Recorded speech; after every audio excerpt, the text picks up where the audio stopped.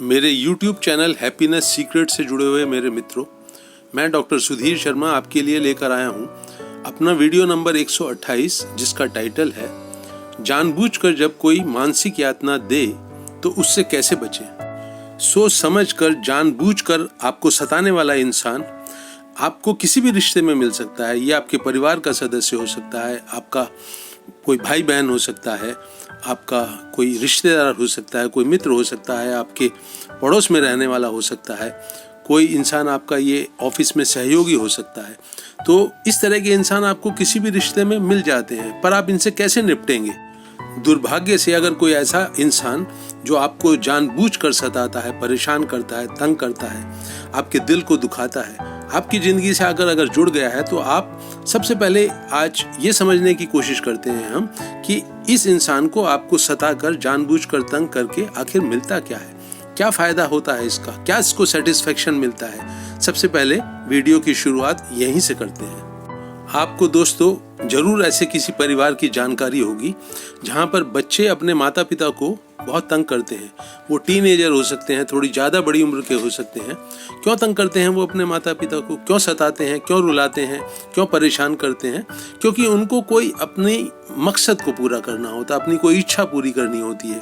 तो वो एक मानसिक रूप से दबाव बनाते हैं अपने माता पिता के ऊपर, उनको तंग करके, जिससे कि उनकी इच्छा पूरी हो जाए, उनका जो अपना स्वार्थ है वो पूरा हो जाए। पति पत्नी के रिश्ते में ये बिना बात दिल दुखाने वाली बात काफ़ी देखने में आती है। पति कभी भी हीन भावना से ग्रस्त होकर पत्नी के किसी गुण के कारण वो उसको तीखी बातें बोलता है, चुपती बातें बोलता है, बिना बात के क्रिटिसाइज करता है, बार बार उसको नीचा दिखाने की कोशिश करता है। इस तरह से वो कुछ अपने मन में एक बड़ा विकृत सा संतोष महसूस करता है। पत्नी जितनी ज़्यादा अपसेट हो जाती है, अगर रो देती है, तो उसको एक बहुत ही विकृत किस्म की एक संतुष्टि महसूस देती है। किसी अन्य को मानसिक यातना देने का एक और भी बहुत गजब तरीका है, जरा उसके ऊपर भी एक नज़र डाल लेते हैं। अगर जो मानसिक यातना दे रहा है जानबूझकर, वो अगर रुतबे में छोटा है, उम्र में छोटा है, तो उसका तरीका बहुत ही अलग किस्म का होता है। वो किसी भी बात पर नाराज होकर मुंह फुलाकर घूमना शुरू करता है, बात का सीधे जवाब नहीं देता है, खाना खाना छोड़ देता है, बहुत परेशान सा होके, बहुत दुखी होकर घूमता रहता है। तो ऐसा इंसान जब आपकी ज़िंदगी में लगातार आपके सामने, आंखों के सामने आता रहता है, तो आप निश्चित तौर पर परेशान हो जाते हैं, दुखी हो जाते हैं। और ये जो इंसान है, ये बहुत ज़्यादा एग्रेसिव तो नहीं है, लेकिन फिर भी आपको मानसिक यातना देने में सफल हो जाता है, क्योंकि आप उससे दिल से जुड़े हुए हैं, आप उसकी केयर करते हैं। तो उसका जो ये एक रूप है दुखी दिखने का, मुंह फुलाकर घूमने का, नाराज दिखने का, खाना छोड़ देने का, ये आपके दिल को दुखाता है। और वो इंसान अगर इस बात को जानबूझकर करता है, तो वो निश्चित ही जो हमारा वीडियो का टॉपिक है उसी कैटेगरी में आता है। समझने वाली बात दोस्तों ये भी है कि पति ही नहीं, पत्नी भी पति को जानबूझकर सता सकती है। जूनियर भी अपने सीनियर को ऑफिस में जानबूझकर सता सकता है। माता पिता भी अपने बड़े होते हुए बच्चों को जानबूझकर मानसिक यातना के दौर से गुजार सकते हैं। तो ये जानबूझकर किसी को पीड़ा पहुंचाना, सताना, तंग करना किसी भी रिश्ते में दोनों ही तरफ से मौजूद हो सकता है। अब जब हमने इस बात को समझ लिया है, तो अब सवाल ये उठता है कि वो इंसान जो सताया जा रहा है, परेशान हो रहा है, दुखी हो रहा है किसी अन्य के हाथों, जो जानबूझकर अपनी हरकतें कर रहा है, वो इंसान इस सताने वाले इंसान से कैसे बचे, कैसे छुटकारा पाए, कैसे परिस्थितियों से निपटे, जिससे कि उसके मन की सुख शांति जल्दी से लौट आए। इस समस्या का जो हल दोस्तों मैं आप तक पहुंचाना चाहता हूं, उसको मैं तैरने से जोड़ूंगा। हम जीवन की धारा में बह रहे हैं, जहां हमारे रिश्ते बनते हैं। हम स्विमिंग पूल में भी जाके तैरते हैं, जहां पर अन्य लोग भी तैर रहे हैं। तो अपनी बात कहने के लिए मैं ये जो तैरने का उदाहरण है ये लूँगा। कल्पना कीजिए कि एक इंसान अपनी मस्ती में, अपनी खुशी में स्विमिंग पूल में तैर रहा है। दूसरा एक इंसान जो जानबूझकर इसके मस्ती में, इसकी खुशी में खलल डालना चाहता है, जानबूझकर इससे आके टकरा जाता है। कुछ इसी तरह की बात जीवन में होती है। आप अपने काम में मस्त हैं, मगन हैं, आपका दिन जो है बहुत अच्छा जा रहा है, तो वो जो मानसिक रूप से जानबूझकर यातना देने वाला इंसान है, वो आपसे आके टकरा जाता है, आपकी इस सुख शांति में खलल डालता है। तो ये जो स्विमर है, ये जो तैरने वाला है, ये क्या करे, वहीं से आपको शायद ये समझ मिले कि आप भी उस आताताई से निपटने के लिए किस तरह का व्यवहार करें।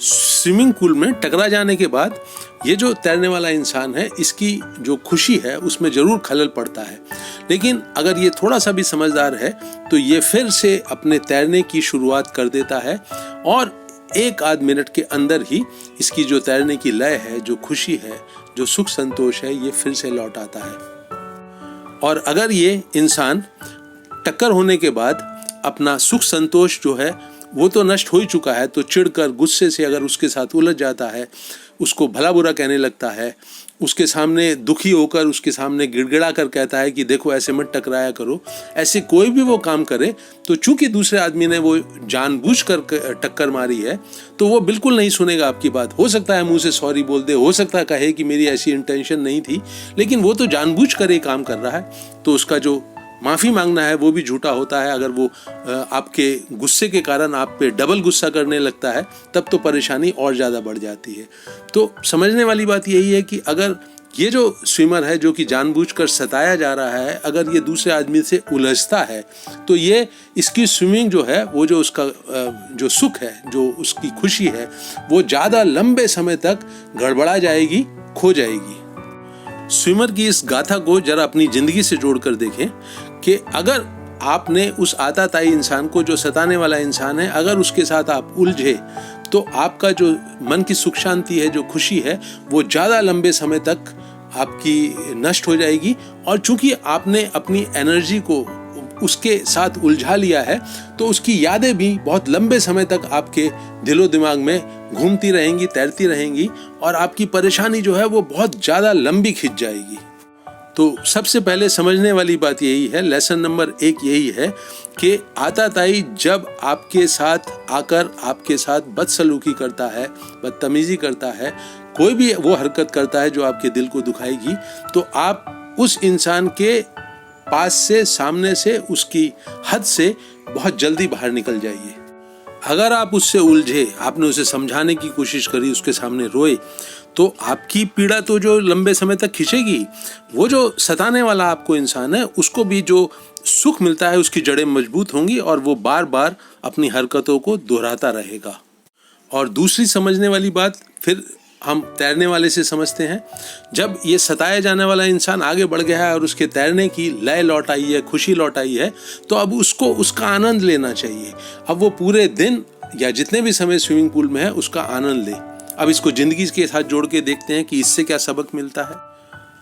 अपनी जिंदगी में इससे सबक मिलता है कि जो भी आपकी दिनचर्या है, जो भी आपका दिन गुजरता है, उस दिन को कुछ की जो क्वालिटी है, जो आप उसमें काम करते हैं, जो जिम्मेवारियां निभाते हैं, जो अपनी हॉबी पूरी करते हैं, जो कुछ भी आप पूरे दिन में काम करते हैं, उसकी लय, उसकी जो ताल, उसकी सुख, उसकी खुशी आप लौटा भी लाइए और उसमें कंटिन्यू भी करिए, उसको लगातार बना कर रखिए।